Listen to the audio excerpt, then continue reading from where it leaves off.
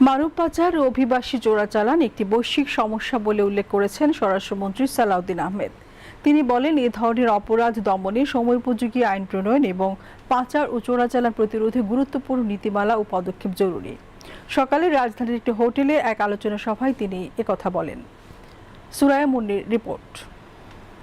রাজধানীর এক হোটেলে মানব পাচার ও অভিবাসী চোরাচালান প্রতিরোধ ও দমন আইন ২০২৬ বিষয়ক জাতীয় পর্যায়ে অভিহিতকরণ অনুষ্ঠানের আয়োজন করা হয়।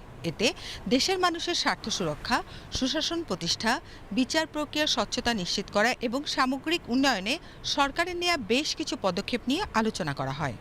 অনুষ্ঠানে সংশ্লিষ্ট বক্তারা বলেন, মানব পাচার একটি আন্তঃসীমান্ত অপরাধ। এটি প্রতিরোধে আন্তর্জাতিক সহযোগিতা, তথ্য আদান প্রদান, ভুক্তভোগীদের সুরক্ষা এবং নিরাপদ অভিবাসন নিশ্চিত করা জরুরি। প্রযুক্তির অগ্রগতির সঙ্গে অপরাধের ধরনও পরিবর্তিত হচ্ছে।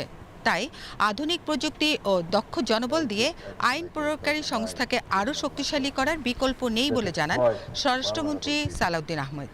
Protecting our citizens from trafficking and exploitation is not only a legal obligation, but also a national priority and an important part of our commitment to human rights, justice, good governance, and sustainable development.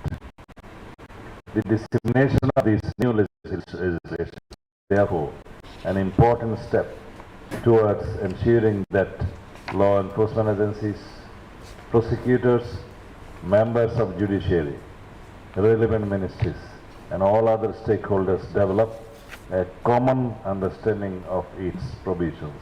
স্বরাষ্ট্রমন্ত্রী বলেন, আইন প্রণয়নের পাশাপাশি এর যথাযথ প্রয়োগ নিশ্চিত সহ আইন প্রয়োগকারী সংস্থার সক্ষমতা বাড়াতে হবে।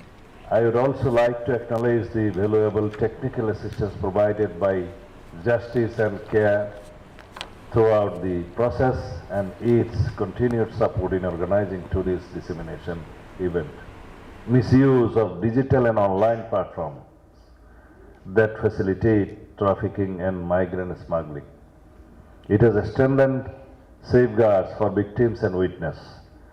The Act upholds principle of the non-punishment of victims. It also expands provisions for international cooperation, including mutual legal assistance and cross-border collaboration, recognizing that these crimes require coordinated responses across national boundaries. অনুষ্ঠানে সভাপতিত্ব করেন স্বরাষ্ট্র মন্ত্রণালয়ের senior সচিব মঞ্জুর মোর্শেদ চৌধুরী। বক্তব্য দেন ঢাকার নিযুক্ত British high commissioner Sarah cook, মার্কিন রাষ্ট্রদূত বেন টি ক্রিস্টেনসেন এবং পররাষ্ট্র সচিব আসাদ আলম সিয়াম। Suraiya Munni, BTV news, Dhaka.